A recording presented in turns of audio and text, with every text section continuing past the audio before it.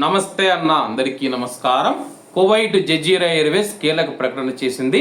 Jazeera Airways తన యొక్క నిరంతర కార్యాచరణలో భాగంగా సౌదీలోని ఆల్ ఖైసూమా విమానాశ్రయం వద్ద ఇప్పటికే తన యొక్క కార్యకలాపాలకు అదనంగా సౌదీలోని దమాంలోని కింగ్ ఫహద్ అంతర్జాతీయ విమానాశ్రయాన్ని కూడా చేర్చి సౌదీ అరేబియాలోని 2 ఎయిర్పోర్ట్ల ద్వారా తమ యొక్క విమాన కార్యకలాపాలు నిర్వహిస్తామని చెప్పి ప్రకటించింది.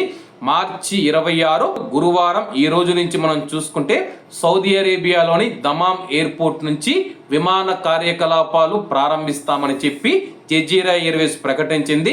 కువైట్ మరియు కువైట్లోని కమ్యూనిటీలను అనుసంధానించే ప్రయత్నాలలో భాగంగా C2 మరియు కార్గో సామర్థ్యాన్ని మరింత పెంచుతూ ఉన్నామని చెప్పి 2 విమానాశ్రయాల నుంచి విమానాలు నడుపుతామని చెప్పేసి ఏప్రిల్ 30వ తేదీ వరకు జజీరా ఎయిర్వేస్ తన యొక్క నెట్వర్క్ ద్వారా 20కి పైగా గమ్యస్థానాలు, 1000 విమాన సర్వీసులు, 2 లక్షల సీట్లు మరియు 20 లక్షల టన్నుల కార్గో సామర్థ్యాన్ని అందిస్తూ ఉందని చెప్పి ఇది ప్రస్తుత ప్రాంతీయ పరిస్థితుల్లో సమాజం యొక్క తీవ్రమైన అవసరాలను తీర్చడంతో పాటు లాజిస్టిక్స్ను కూడా అందిస్తూ కువైట్ దేశానికి మొత్తంగా మద్దతునిస్తూ ఉందని చెప్పేసి జజీరా ఎయిర్వేస్ మనం చూసుకుంటే కువైట్ నుంచి ప్రయాణికులను తీసుకొని ఈ రోజు నుంచి దమాం ఎయిర్పోర్ట్ గుండా కూడా మనం చూసుకుంటే విదేశాలకైతే ప్రయాణికులకు సేవలు అందిస్తామని చెప్పేసి ప్రస్తుతం ఇండియాకు వెళ్లేవారు ఎవరైతే ఉన్నారో వారి కోసం 8 ఎయిర్పోర్ట్లకు, ఇండియాలోని 8 ఎయిర్పోర్ట్లకు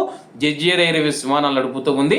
ముఖ్యంగా 2 తెలుగు రాష్ట్రాలకు సంబంధించి హైదరాబాద్, చెన్నై, బెంగళూరుకు విమానాలు నడుపుతూ ఉన్నట్లు జజీరా ఎయిర్వేస్ ప్రకటించింది.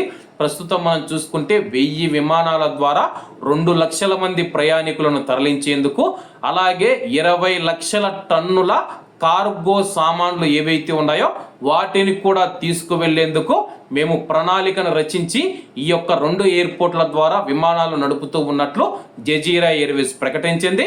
కాబట్టి అందరూ బాగుండాలి, అందులో మనం ఉండాలి. అందరికీ నమస్తే అన్న, జై హింద్.